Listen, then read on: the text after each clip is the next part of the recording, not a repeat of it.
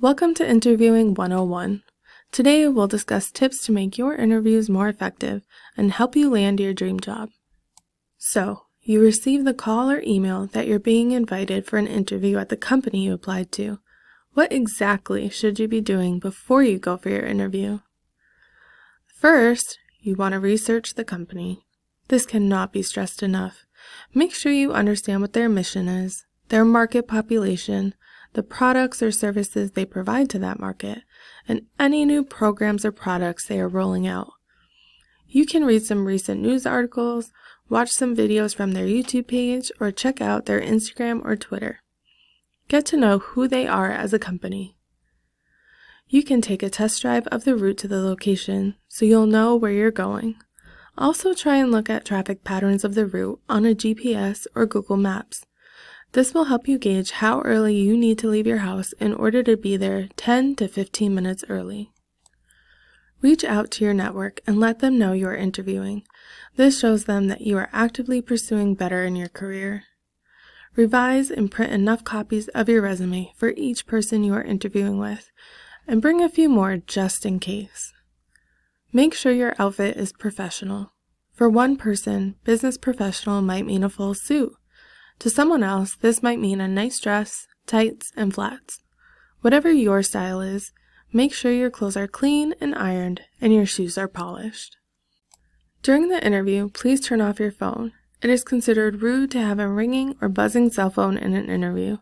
They are taking their time to be with you, and you need to show them that you are just as dedicated to getting this position as they are to filling it. Greet everyone you meet with a handshake and a smile. When you go in for an interview, your interviewers are going to pay attention to how you treat everyone in the environment. Maintain appropriate eye contact and emit positive body language. Show that you're happy to be interviewing at their company. Sit up straight in your chair and don't cross your arms. I know crossing your arms is natural for a lot of people, so practice before you go in for the interview. Use professional language when you're speaking or communicating with potential employers. This means not using slang or profanity. Don't forget to let your personality show. Remember, the resume got you the interview, but you need to get yourself the job. Once your interviewers start asking questions, it might feel like you're on the hot spot, and then you zone out from the stress of it all. Don't worry, we've all been there. The first thing you want to do is take a deep breath, because you are there. You are the one they are interviewing. You have the resume they saw and thought, we need to learn more. Count to 2 in your head before answering the question.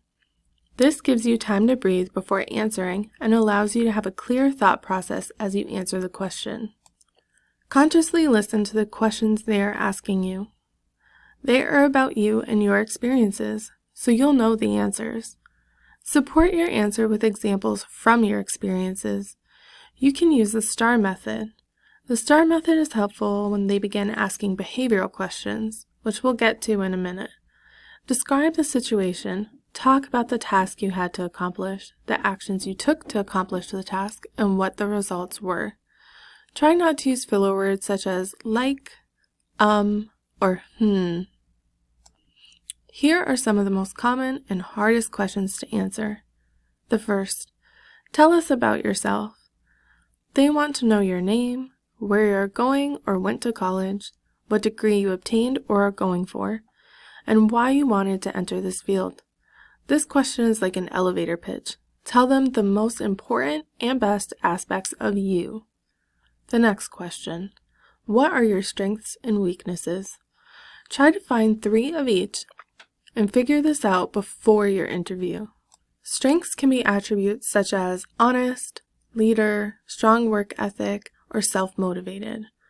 Weaknesses can be attributes such as needing more experience in the field, asking for help, or having trouble saying no. When speaking about your weaknesses, make sure to add on to each how you are working to solve this problem and grow.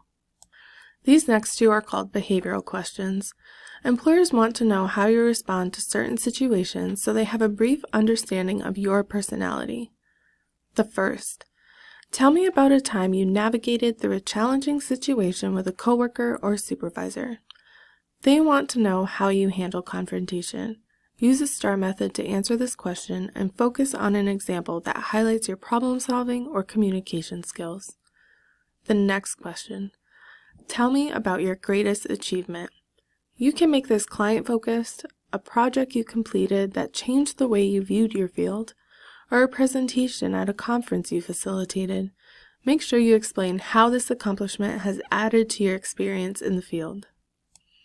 At the end of the interviewer will most likely ask if you have any questions. Here is a list of questions you can ask, but feel free to come up with a few of your own or search the internet to get more ideas.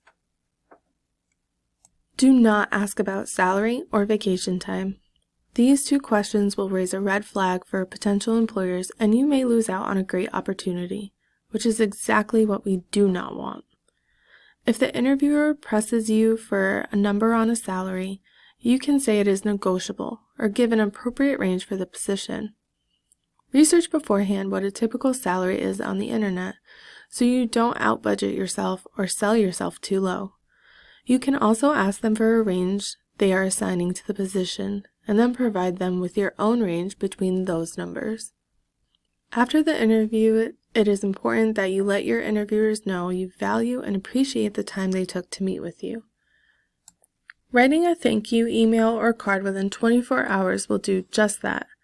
Typically, you would write an email if the decision will be made the next day, and write a card if the decision will take a few days or weeks. If you ask questions about a time frame for filling the position, you can follow up with an email or phone call if the time frame has passed. Keep in mind, you might not be the only candidate they are interviewing, and they are managing their company in addition to all of this, so timeframes are general statements. Thanks for tuning in, and we hope you found these tips helpful. Don't forget to subscribe to the Springfield College Career Center YouTube page for updates and new videos on career readiness.